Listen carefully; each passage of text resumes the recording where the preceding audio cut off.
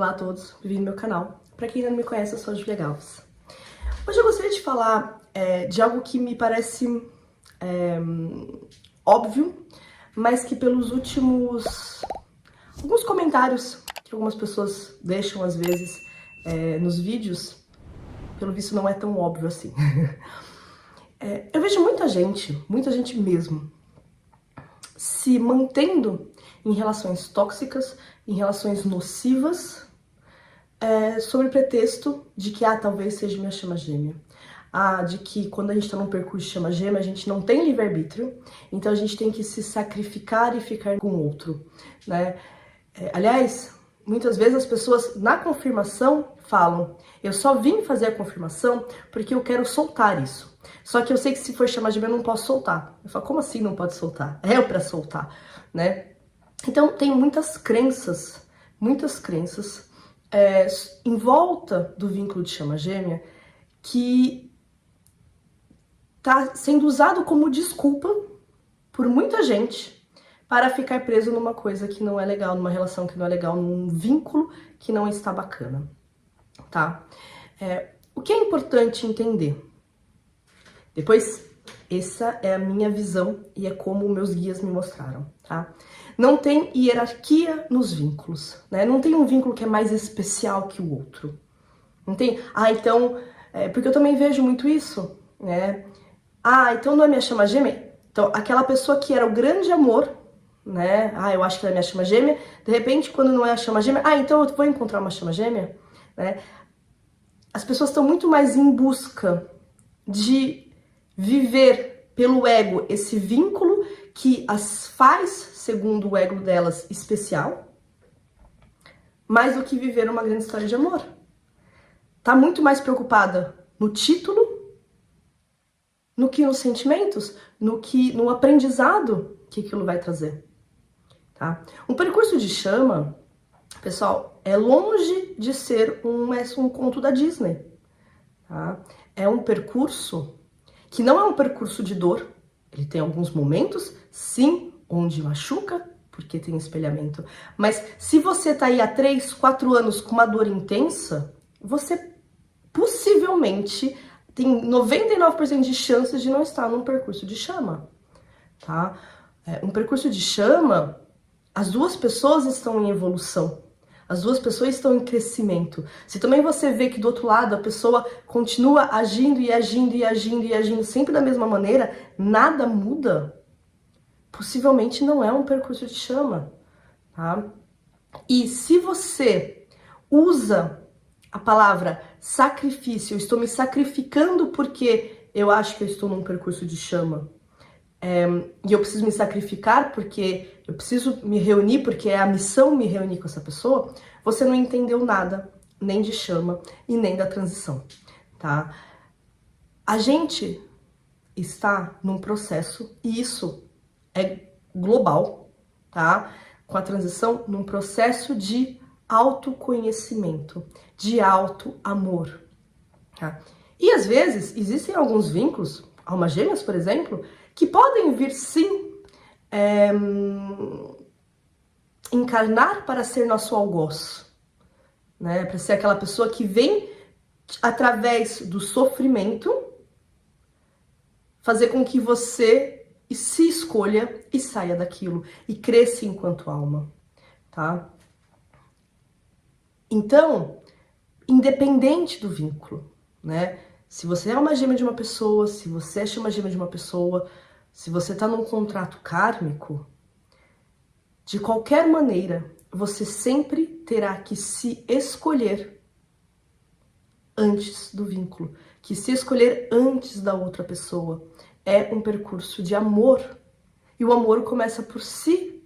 E saiam, eu digo isso para bem de vocês, saiam dessa utopia de que, se eu for chama gêmea, eu serei um ser especial em relação aos outros. Esses dias eu atendi uma moça que tava nisso, né? Ela queria se sentir especial. E é normal, né? É normal, todo mundo quer se sentir especial. Mas todos nós somos especiais. E não é um vínculo que vai fazer você especial, né? A questão é, ela estava buscando externamente algo que fizesse ela se sentir especial. Por quê? Porque internamente ela não se sentia especial, longe disso. Ela se sentia banal, até menos do que banal, né? Então ela queria estar vivendo alguma coisa que para ela parecesse especial, para ela se sentir especial, né? Mas não é assim que funciona, tá?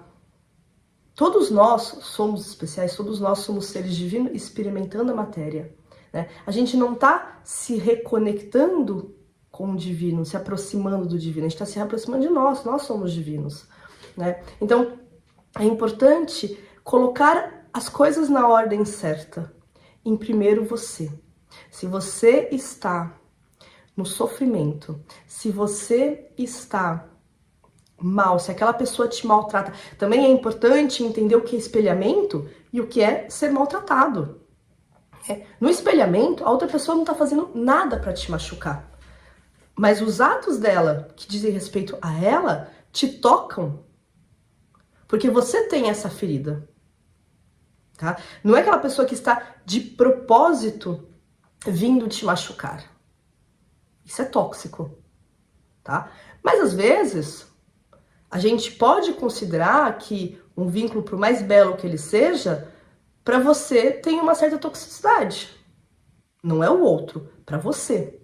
Porque te faz entrar num mecanismo de dependência que te faz mal.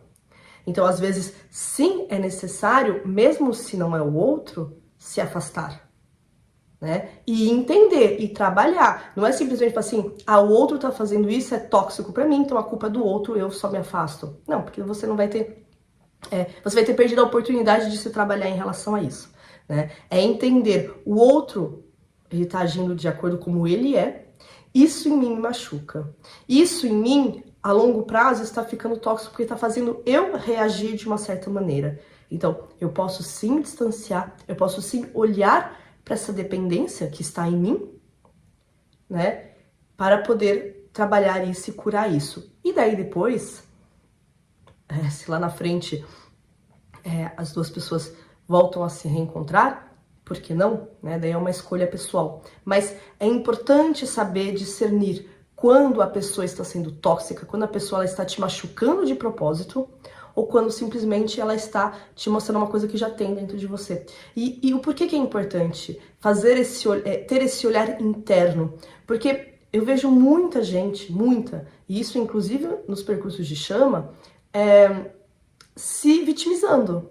Porque o outro faz isso, o outro faz aquilo, o outro é ruim, e eu não tô fazendo nada.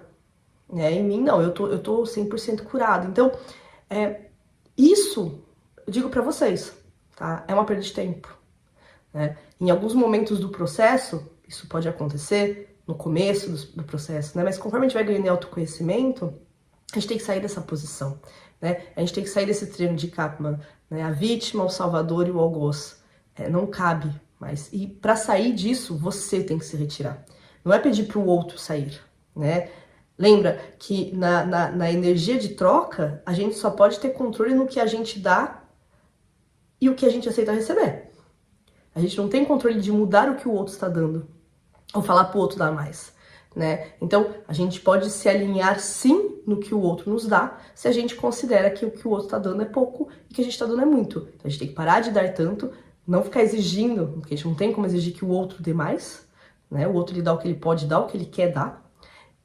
E a gente pode se retirar ou se alinhar para aquilo ficar equilibrado, tá?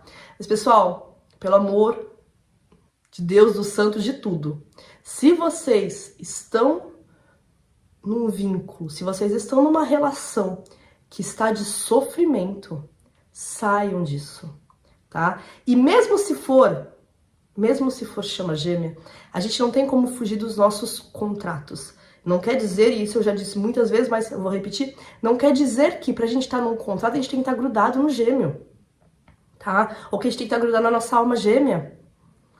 Os nossos contratos, eles vão continuar acontecendo, a gente vai continuar fazendo o nosso processo, tá? E é claro que se precisa ter reaproximações, pode ficar tranquilo que o universo vai arquitetar, assim como arquitetou o primeiro encontro, na hora certa, quando vocês estiverem prontos tá? Mas soltem. A gente tá aqui para ser feliz, a gente tá aqui para se amar, a gente tá aqui para se conhecer, a gente tá aqui para se curar, tá? E para ter realmente esse olhar de carinho e de amor. Outra coisa que sempre me espanta, e eu vou finalizar com isso, é quando as pessoas falam dessa pessoa amada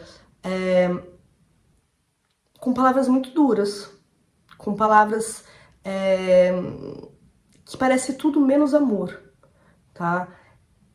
Muitas vezes a gente tá agarrado a um sentimento que a gente acredita ser amor, mas que é apego, que é dependência, porque aquilo nos remete talvez a algo gostoso que foi vivido em algum momento, ou algo que a gente teve a esperança que fosse bonito e gostoso no futuro, tá? Uma vez eu me lembro de uma chaminha que foi... o gêmeo dela estava com muita saudade e ela sentiu isso, né? E ela falou assim, nossa, voltou aquela saudade, aquela dor. Eu falei, você devolveu? Eu falei assim, não, porque fazia tanto tempo que eu não sentia esse amor que eu resolvi ficar curtindo. Eu falei, mas aquilo não era amor, né? A dor que ele estava sentindo não era amor, é apego, é dependência. Tá vendo como a gente às vezes acha que porque a gente tá tranquilo, a gente não ama mais. Então, também é importante ressignificar esse sentimento, tá?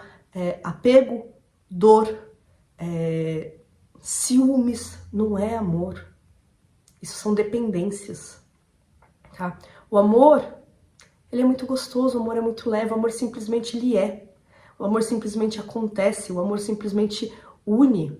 O amor simplesmente quer bem. O amor não julga o outro, não julga as decisões do outro, os atos do outro. Não quer dizer que você tem que ficar do lado de uma pessoa novamente, né? Porque também tem essa questão do amor incondicional. O amor incondicional não quer dizer aceitar tudo do outro, né? Se uma pessoa, novamente, que você ama a alma daquela pessoa e aquela pessoa naquele momento não está pronta, né? Ou vocês não estão prontos e aquela pessoa de alguma maneira está te machucando, você pode amar essa pessoa se distanciando, né? Porque a gente se ama em primeiro. Eu sempre dou o exemplo, né? Que eu acho que é um exemplo um pouco radical, mas uma mãe cujo filho assassina alguém, ela não vai aprovar aquilo. Ela não vai ir lá passar a mão na cabeça do filho e falar assim, muito bem, meu filho. Mas ela também não vai deixar de amar, né? Então a gente pode amar uma pessoa e não aprovar o que aquela pessoa está fazendo. A gente pode se distanciar e simplesmente amar aquele ser. Entenda que aquele ser está com as suas bagagens, está com os seus medos, está com as suas questões, e que talvez essas questões naquele momento impossibilite uma vida a dois, impossibilite uma relação, seja ela qual for, né?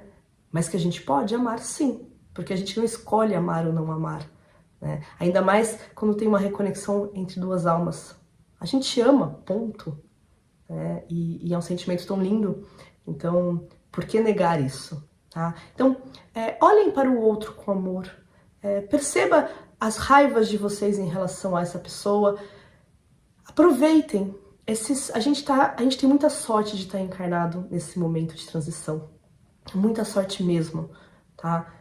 É fácil? Não, não é fácil. Demanda um mergulho profundo dentro de nós, né? E que às vezes é muito desconfortável, às vezes sim traz medo, às vezes sim traz raiva, mas é entender que tudo isso está dentro da gente e que nós somos as únicas pessoas que podemos mudar isso dentro de nós. Não é a mudança do outro.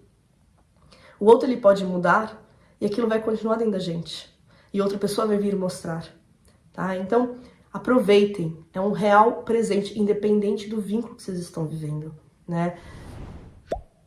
Conhecer o vínculo é a nível de conhecimento, é a nível de compreensão, né? E não a nível de sacrifício. Se eu tô nesse vínculo, eu tenho que me sacrificar. Não, esse vínculo é mais importante. Não, esse vínculo, a gente não teria arbítrio. Não, não é nada disso. É uma compreensão do que está acontecendo, tá? E não um decreto de que as coisas são assim quadradas. Nada é quadrado. Ainda mais num vínculo de alma que diz respeito a duas pessoas e num processo de autoconhecimento e num processo de transição planetária. Tá bom, pessoal? Fiquem bem, se cuidem, tá? Cuidem do coração de vocês, se amem antes de qualquer coisa, tá? Um grande beijo e até a próxima.